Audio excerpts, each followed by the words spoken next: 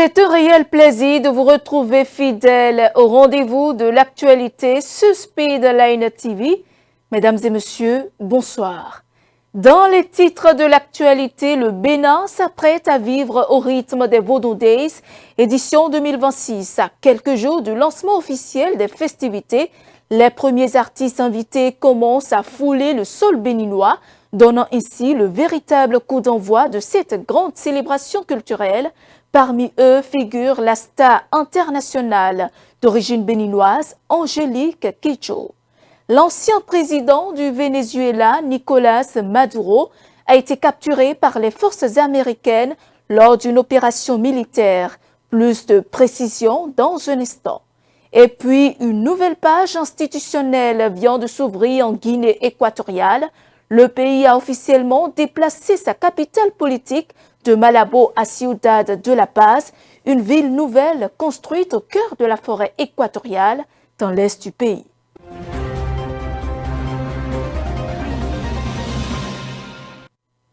Bienvenue à toutes et à tous. Chaque mois de janvier, la ville historique de Ouidah, sur la côte béninoise, devient la capitale internationale de la culture vaudou à l'occasion du festival Vodou Days.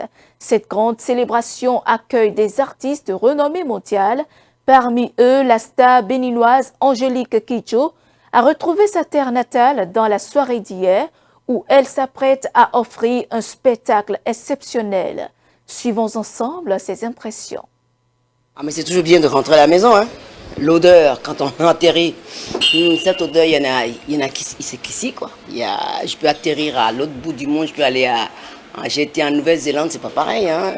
C'est pas chez moi. La Nouvelle-Zélande, ici c'est chez moi, donc c'est toujours bien de rentrer à la maison. Il n'y a rien de mieux. La musique, vous savez, c'est flexible. C'est un langage universel. Quand on ne le vit pas, soi-même, on ne se rend pas compte. Ce n'est pas seulement un mot, c'est une réalité. Moi, j'aime bien travailler avec les jeunes parce que les jeunes du continent, ils sont en train de transformer la vision de ce continent-là. Et je leur dis toujours, c'est une responsabilité. C'est facile d'être célèbre, mais comment on maintient la qualité et la pérennité de ce qu'on fait.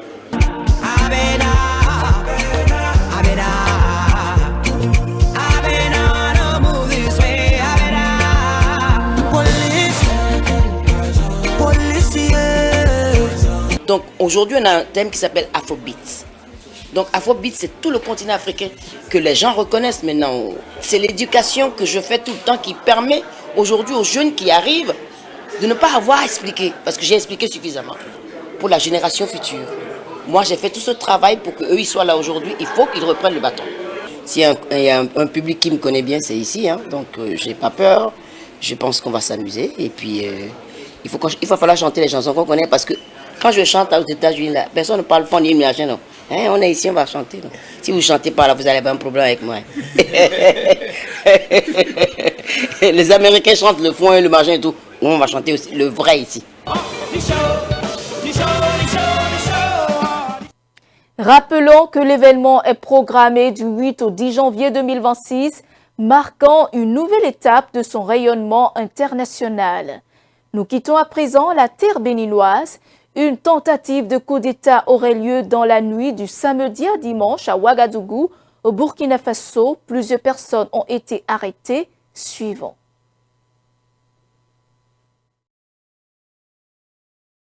Une tentative de coup d'État a-t-elle été déjouée au Burkina Faso dans la nuit du samedi 3 au dimanche 4 janvier? C'est ce qu'affirment des sources sécuritaires citées par RFI. Si aucun communiqué officiel n'est venu confirmer ces informations, des partisans du régime militaire semblent en être persuadés et dénoncent. Ce soir, 3 janvier 2026, nous apprenons avec beaucoup de tristesse, avec beaucoup d'amertume, que les ennemis de la nation ont encore tenté de mettre la marche triomphale du peuple burkinabé vers sa souveraineté totale. Et nous sommes sortis pour rappeler à tous ceux-là qui sont affamés du pouvoir et qui pensent qu'ils peuvent nous ramener dans la fourberie, qu'ils peuvent nous ramener dans les souffrances que nous sommes en train de quitter, qu'il sache que le peuple burkinabé a dit non. Nous ne sommes pas d'accord et nous condamnons avec notre dernière énergie toute tentative de déstabilisation du pouvoir du peuple qui est celui du MPSR-2 sous le leadership éclairé du camarade capitaine Ibrahim Traoré. Les fossoyeurs se sont organisés encore une fois de plus après avoir observé les plusieurs tentatives échouées. Ils se sont armés de courage encore pour venir orchestrer un autre coup d'État qui a été vaillamment déjoué par des hommes valides. Parce que lorsque le capitaine Ibrahim Traoré est arrivé, on a dit au peuple du monde entier qu'il s'est fait entourer par des hommes capables pour sauver le Burkina Faso. Ces hommes-là ont juré avec le peuple du Burkina Faso que le capitaine Ibrahim Traoré est la prunelle de notre œil.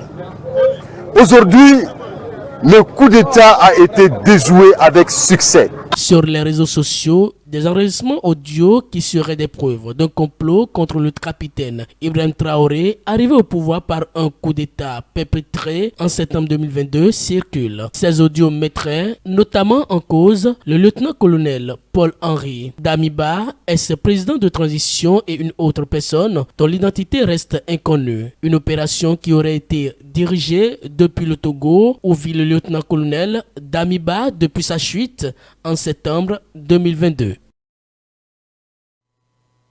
Et sur le continent américain, Nicolas Maduro, président du Venezuela, a été capturé par les forces américaines lors d'une opération militaire menée le samedi dernier. Cette opération, baptisée Absolute Resolve, a déclenché des frappes aériennes et des explosions dans plusieurs zones du Venezuela. L'intervention américaine a suscité une forte controverse internationale et des critiques sur sa légalité et l'ingérence dans la souveraineté vénézuélienne. Suivons le récit. Dans une opération militaire d'envergure, les États-Unis ont annoncé avoir capturé le président vénézuélien Nicolas Maduro le 3 janvier 2026 avant de l'exfiltrer vers New York. Il a été placé dans un centre de détention où il attend d'être jugé pour narcoterrorisme selon l'accusation officielle américaine baptisée Absolute Resolve. L'opération a débuté dans la nuit du samedi par des frappes aériennes massives sur Caracas et plusieurs sites stratégiques du pays, mobilisant plus de 150 appareils ainsi que des forces spéciales américaines. L'armée américaine est allée jusqu'à construire une réplique exacte de la résidence présidentielle pour que la Delta Force et surtout par le recrutement d'une taupe au sein même du gouvernement vénézuélien. Selon le New York Times, cette personne était chargée de surveiller et de rapporter tous les déplacements de Nicolas Maduro alors que ce dernier changeait régulièrement de domicile. La direction du Venezuela jusqu'à une transition politique tout en prenant le contrôle de ses importantes réserves pétrolières. À Caracas, la vice-présidente Delcy Rodriguez a dénoncé une violation flagrante de la souveraineté nationale. Plusieurs pays, dont la Chine, la Russie et la Corée du Nord, ont condamné l'action de Washington, la qualifiant d'agression impérialiste et réclamant la libération immédiate de Nicolas Maduro. Au Nigeria, au moins 26 personnes sont mortes noyées et 14 sont portées disparues après le chavirement d'un bateau sous une rivière dans le nord-est du pays. L'embarcation transportait des fermiers et des pêcheurs qui utilisent régulièrement ce mode de transport depuis l'état de Jigawa vers l'état de Yobe. D'après les médias, les opérations de recherche ont permis de repêcher 26 corps, tandis que 13 passagers avaient été secourus. Suivant. Dans le nord-est du Nigeria, au moins 26 personnes ont trouvé la mort et 14 autres sont portées disparues après le naufrage d'un bateau transportant des paysans et des pêcheurs. L'accident s'est produit samedi soir lorsqu'un bateau rudimentaire reliant l'état de Jigawa et l'état de Yobe a chaviré, selon Mohamed Gogé, directeur exécutif de l'agence de gestion des urgences de l'État de Yobe. Un incident de ce type ne s'était pas produit depuis au moins 2 ou 3 ans. Ces drames sont principalement causés par la surcharge des bateaux.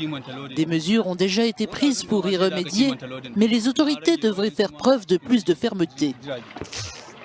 Le gouverneur de l'État de Yobe, Mai Malabuni, a présenté ses condoléances aux familles des victimes et demandé un renfort médical et logistique pour les rescapés. La police de l'État de Jigawa précise que le bateau aurait chaviré suite à une fuite d'eau, mais une enquête est en cours. Les accidents de ce type sont fréquents dans les zones riveraines du nord Nigeria, souvent liés à des conditions de navigation précaires et au non-respect des règles de sécurité. En Guinée équatoriale, un décret présidentiel a été acté le samedi dernier. Le déplacement officiel de la capitale de la Guinée équatoriale, de Malabo à Ciudad de La Paz, située dans la province de Djiblouo, à l'est du pays, est construite au cœur de la forêt équatoriale. Le chef de l'État justifie cette décision par l'avantage géographique et le potentiel d'expansion de Ciudad de La Paz. Le reportage. La Guinée équatoriale a officiellement une nouvelle capitale. Depuis le 3 janvier, Ciudad de La Paz succède à Malabo, l'ancienne ville située sur l'île de Bioko. Cette décision, inscrite dans un décret présidentiel, vise à désengorger Malabo et rééquilibrer le développement à travers le pays.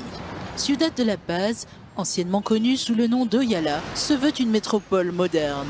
Tours futuristes, palais présidentiels et immeubles en construction annoncent une ville pensée pour accueillir jusqu'à 200 000 habitants et concentrer l'ensemble des institutions gouvernementales. Lancée en 2008 par le président Teodoro Obiang, cette initiative stratégique répond à un constat. Malabo, isolé et difficile d'accès, ne suffit plus à la croissance démographique et économique du pays. Le financement de cette ville repose principalement sur les revenus pétroliers. Déjà doté d'infrastructures comme une université et un hôpital, Ciudad de La Paz continue de se développer. Mais le transfert complet des services publics prévus dans l'année à venir reste un défi pour cette métropole encore en construction. Et puis en Ouganda, à 10 jours de l'élection présidentielle du 15 janvier, Amnesty International a accusé ce lundi les autorités ougandaises de mener une vaste campagne de répression contre l'opposition, arrestations arbitraires, violences policières et risque de coupure d'Internet viendraient, selon l'ONG, entraver gravement le processus électoral suivant. Un climat de tension et de peur règne en Ouganda à quelques jours de l'élection présidentielle très attendue qui verra s'opposer dans les urnes, comme en 2021, le président sortant Yoweri Museveni, 81 ans, et l'opposant Bobi Wine. Ce dernier et ses partisans font l'objet d'une brutale campagne de répression violente orchestrée par le pouvoir en place, dénonce Amnesty International dans un rapport publié ce lundi. Depuis le début de la campagne électorale, les rassemblements du NUP sont violemment réprimés, au cours desquels les forces de sécurité ont utilisé la torture et multiplié les arrestations arbitraires pour disperser les foules. Plusieurs personnes ont été blessées dans des bousculades et certains ont perdu la vie, affirme l'ONG. Un membre de la plateforme Unité Nationale, le parti de Bobi Wine, a été tué fin novembre par la police lors d'un rassemblement. Bobi Wine, sur les réseaux sociaux, dénonce régulièrement la brutalité policière dont il est victime. Au moins 400 personnes ont été arrêtées ces derniers mois pour leur soutien au NUP sur des chefs d'accusation tels que dommage à la propriété ou incitation à la violence. L'exfiltration de l'ancien président vénézuélien vers les États-Unis continue de provoquer de vives réactions au sein de la communauté internationale. Ce dimanche, depuis la place Saint-Pierre au Vatican, le pape Léon XIV a lancé un appel au calme et au respect de la souveraineté du Venezuela. C'est après moi. Le pape Léon XIV s'est dit très préoccupé par le raid américain au Venezuela. À l'occasion de son homélie dominicale, le souverain pontife a tout de même affiché son optimisme pour la suite des événements dans ce pays d'Amérique latine. Le premier pape américain de l'histoire a exigé la fin des violences et la garantie de la souveraineté du Venezuela.